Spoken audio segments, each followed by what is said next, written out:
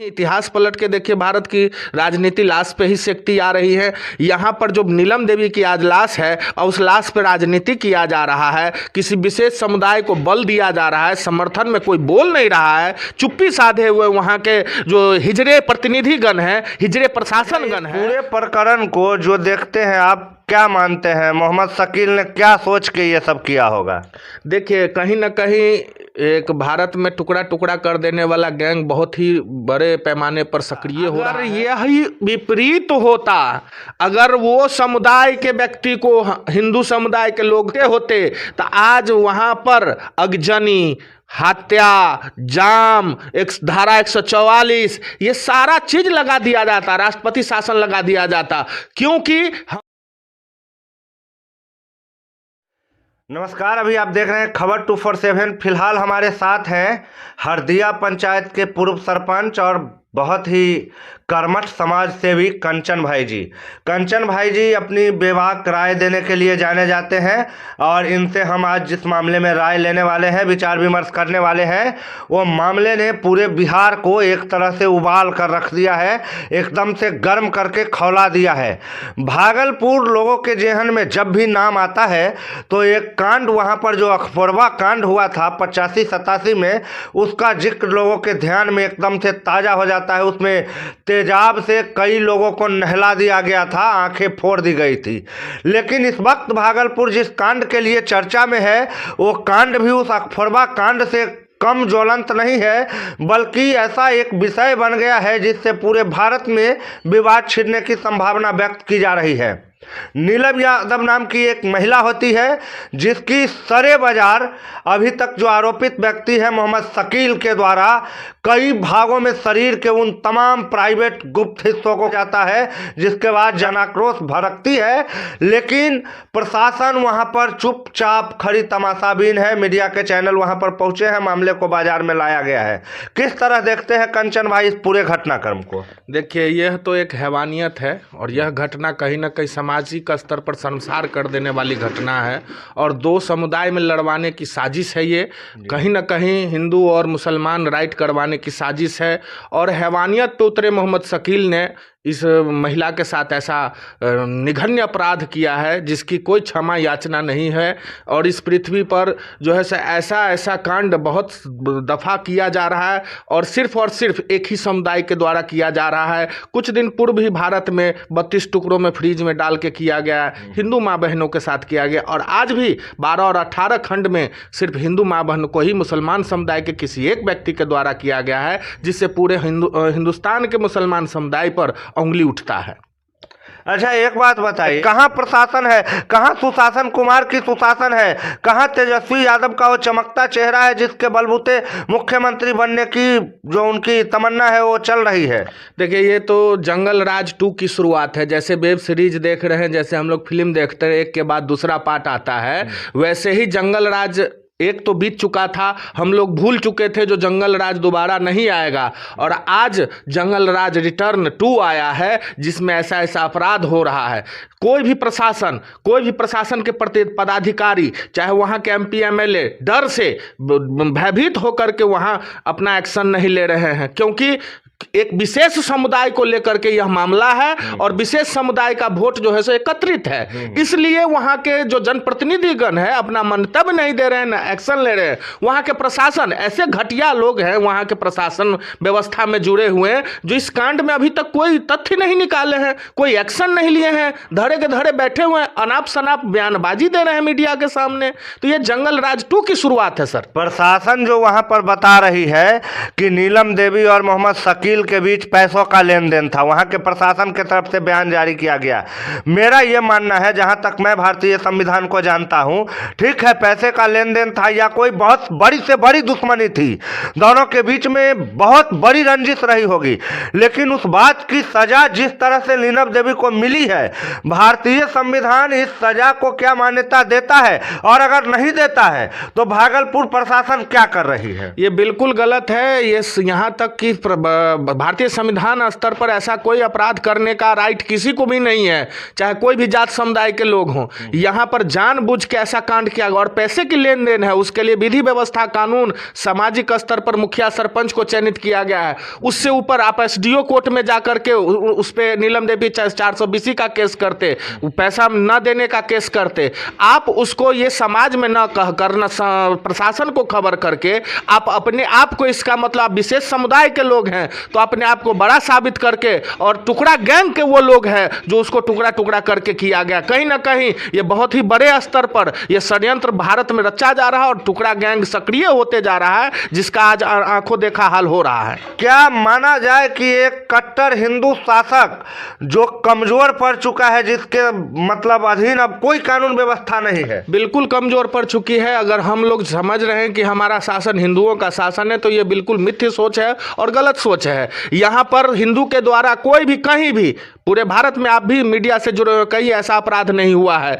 आज सिर्फ और सिर्फ विशेष समुदाय के लोग के द्वारा क्यों किया जा रहा है? कहीं ना कहीं हम लोग कमजोर होते जा रहे हैं। हमारा जो प्रजातंत्र के द्वारा चुने गए प्रतिनिधिगण है, हमारे सीएम हो या हमारे पीएम हो, कहीं ना कहीं हम लोग को कमजोर कर रहे हैं। हम सिर्फ वोट में ही हिंदू राज्य, हिंदू शासन और हिंदू की बात होती है, वोट के बाद ये सब भूल जाते हैं और विशेष समुदाय पे ही किया जाता है फोकस, क्योंकि उनको सारी सुविधाएं दी जाती है। उनके बच्चे के लिए मेडिकल का व्यवस्था किया जाता है, हज जाने के लिए निःशुल्क पैसा एक भी सरकार के द्वारा नहीं लिया जाता, वो सरकार तरफ से समर्थन दिया जाता है। तो कहीं ना कहीं हम तो समझ रहे हैं जो सरकार उनको समर्थन दे रही है और कहीं ना कहीं ये जनसंख्या नियंत्रण कानून लाने के प्रयास से उसका जनसंख्या बढ़ रहा है, और जो कमना हम लोग का है तो कम कर रहे हैं, किंतु मर्डर करके भी वो लोग कम करते जा रहे हैं। तो ये विशेष समुदाय पर प्रधानमंत्री नरेंद्र मोदी को सोचना चाहिए, जो ऐसे ऐसे जघन्य अपराध अगर किसी समुदाय के द्वारा किया जा रहा है तो उस पर त्वरित कार्रवाई करते हुए 2 दिन के भीतर ट्रायल करके उसको फांसी की सजा दे, ताकि इस पर कंट्रोलिंग पावर हो। अच्छा, इस तरह की जब घटना होती है तो मान के चलिए जैसे अभी भागलपुर की ये घटना है, अभी दिल्ली में वो घटना हुई, उसके बाद जिस तरह के घटना में आरोपित जब सबके सामने आ जाते हैं, सब कुछ हो जाता है कि हाँ यही इस घटना को अंजाम दिया है, फिर उसके साथ इतनी नरमी वाली व्यवहार क्यों किया जाता है? कहीं इसके पीछे फिर वही एक राजनीति, मतलब एक ये जो नीलम यादव की हत्या हुई है, ये नीलम यादव के लाश पे फिर से एक बार राजनीति होगी, कोई नेता बन जाएगा, कोई बिखर जाएगा। ये बिल्कुल है, लाश पे राजनीति आज से नहीं, इतिहास पलट के देखिए, भारत की राजनीति लाश पे ही सेकती आ रही है। यहाँ पर जो नीलम देवी की आज लाश है और उस लाश पे राजनीति किया जा रहा है, किसी विशेष समुदाय को बल दिया जा रहा है, समर्थन में कोई बोल नहीं रहा है, चुप्पी साधे हुए वहाँ के जो हिजड़े प्रतिनिधिगण हैं, हिजड़े प्रशासनगण हैं, वो अपनी चुप्पी साधे हुए, कहीं ना कहीं उनको तो समर्थन दे रहे हैं चुपचाप। बिल्कुल, चुप्पी साधने का मतलब क्या हुआ?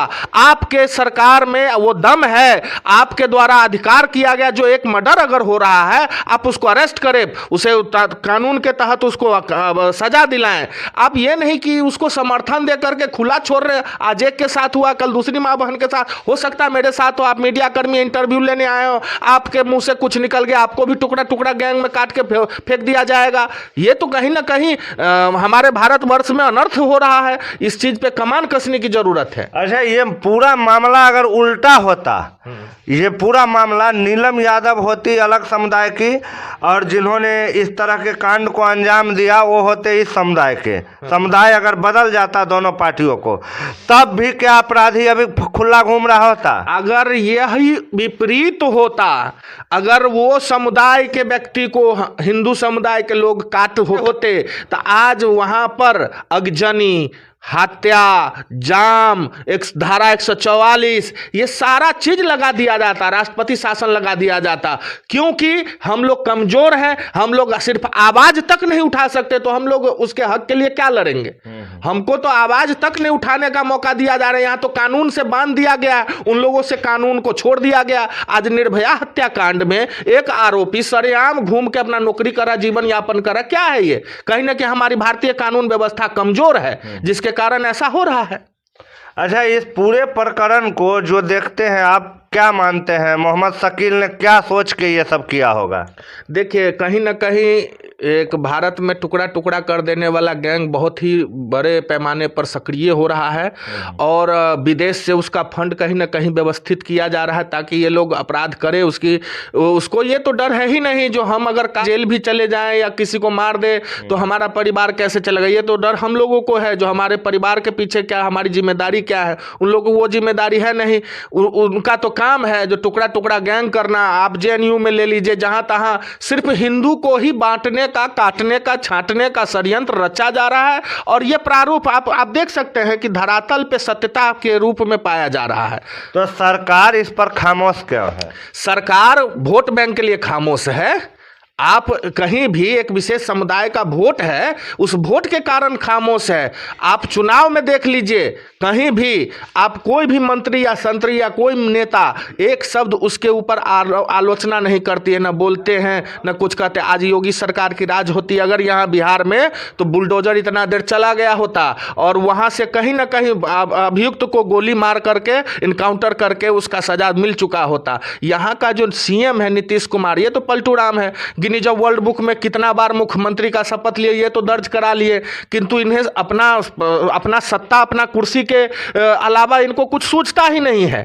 और जंगल राज 2 का तो स्थापना हो चुका है। कटिहार में एक समुदाय विशेष के, एक जाति विशेष के 7 लोगों की हत्या की जाती है और दूसरे जाति पर आरोप लगाया जाता है कि आपसी विवाद में करा गया।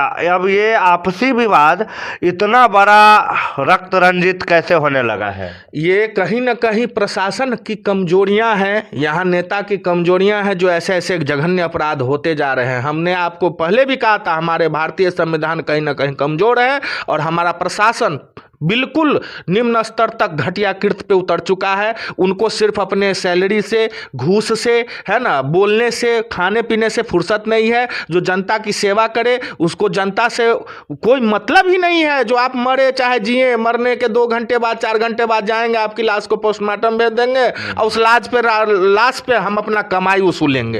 वही होती है। आप कहीं भी थाना में जाइए, कहीं जाइए, 2000-5000 पोस्टमार्टम का रिपोर्ट मंगाने में आपको लगता है। उस केस को सत्यता करवाने के लिए सुपरविजन में लगता है। सब जगह तो लूट खसूट घुसखोरी आ गई है, चरम पर है ये। और कमजोर लोग पहुंच कोई भी हम कह रहे निम्न स्तरीय लोग जो कमजोर व्यवस्था के 2000-3000 महीना कमाते हैं, वो लोग आवाज उठाने तक भी नहीं जाते हैं। चुप्पी लादे हुए बहुत ही कष्ट झेलते हुए चुपचाप रह जाते हैं। वो प्रशासन के गेट तक नहीं पहुंच पाते हैं। एक आवेदन अगर दीजिए तो जांच में 2000-5000 प्रशासन अपना लेती है डीजल और पेट्रोल के नाम पे।